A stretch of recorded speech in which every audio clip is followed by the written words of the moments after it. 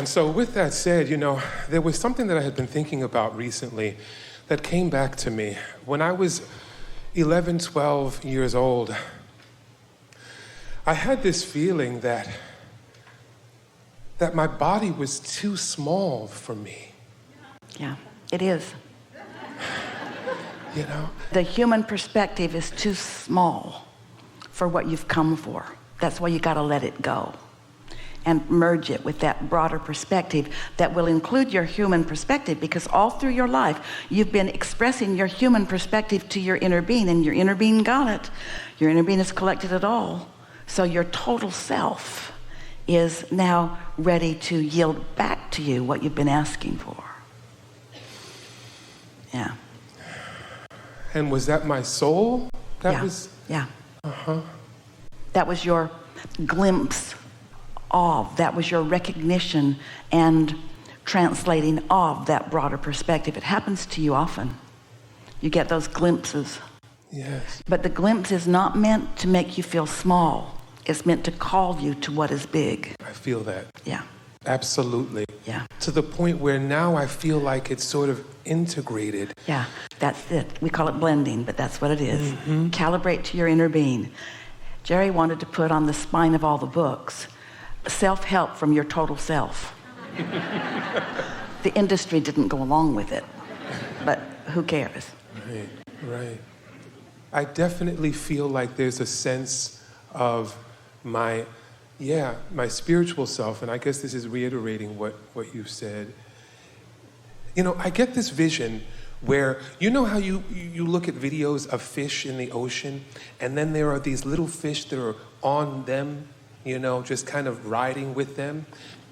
I used to feel like my human self was being ridden by my spiritual self, and now I feel my spiritual self is being held by my human self.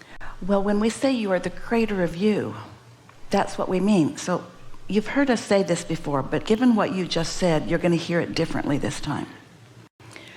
So before you came into this body, you were non-physical consciousness, pure positive energy, and made the decision to express a part of your attention in this body. Not all of it, not even most of it, some of it. So who's the big fish and who's the little fish? Hard to tell right now. It seems like this is the big fish and this is the little fish.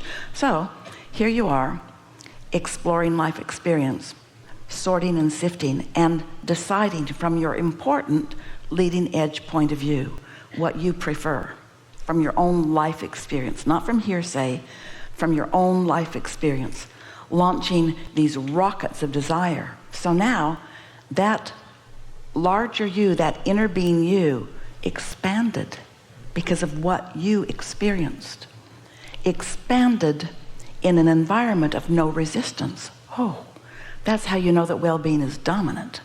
You caused the expansion, but your non-resistant inner being received it and holds it and becomes the point of attraction of it. That's why the world gets better and better. That's why life gets richer and richer. That's why everything becomes more and more. That's why humans don't have anything to worry about, even though almost all of them want very desperately to worry.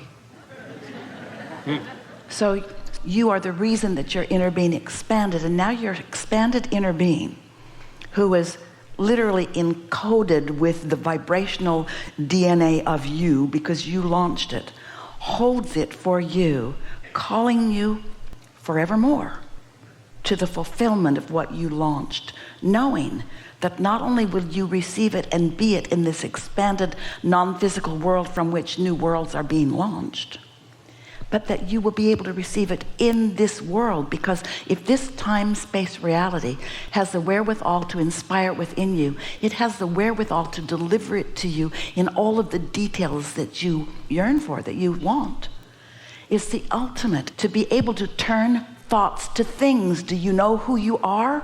Your non-physical energy turning thoughts to things with the help of all of the non-physical in this eternal dance that we are all doing together. So you're in your physical form always going to be doing the reaching, because you're exposed to the contrast that causes you to reach. But your inner being is always going to receive the benefit of your reach with a complete understanding, because your inner being has been with you every step of the way, every thought of the way, every impulse of the way. You are so known by your inner being. And you're the only one who can cause any pretense of separation. It's not true. That's a big lie. It's a false premise. You can never be separated from your inner being. But you can, in some moments in time, pinch yourself off enough that you're not receiving the benefit of all that you are.